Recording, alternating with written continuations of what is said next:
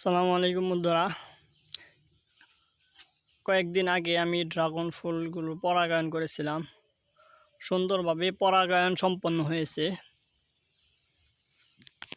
এগুলো আস্তে আস্তে এখন বড় হবে এবং 30 দিনের ভিতরেই এটা পরিপূর্ণ ফল হয়ে পেকে যাবে। এই যে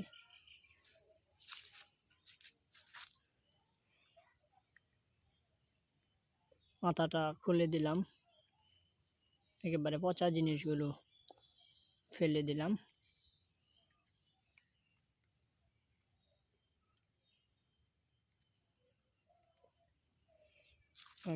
কিছু ফুল নষ্ট হয়ে যাচ্ছে পুষ্টির অভাবে সম্ভবত। আর এই যে এই ফুলটা আস্তে আস্তে এটা খুলতেছি, যত সন্ধ্যা এগিয়ে আসবে তত এটা আরও খুলবে এবং এটা রাতের বেলা সুন্দরভাবে ফুটবে। দেখেন আস্তে আস্তে কিন্তু এটা এই যে খোলা শুরু হয়ে গেছে অলরেডি। মাথাটা সবে মাত্র দেখা যাচ্ছে যে খুলে গেছে, পাপড়িগুলো এখনো খুলেনি।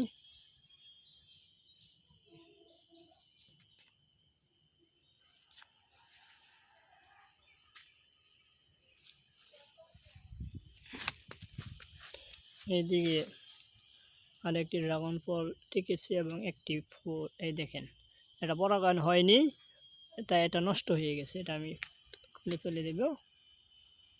এই যে এটা সুন্দর ড্রাগন ফল হয়েছে এটা থেকে পরাগায়নের পর।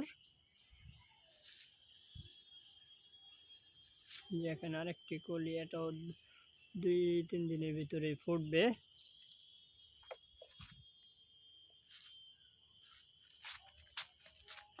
এই যে এখানে আরেকটি ড্রাগন ফল, ঠিক আছে, ফল হয়েছে।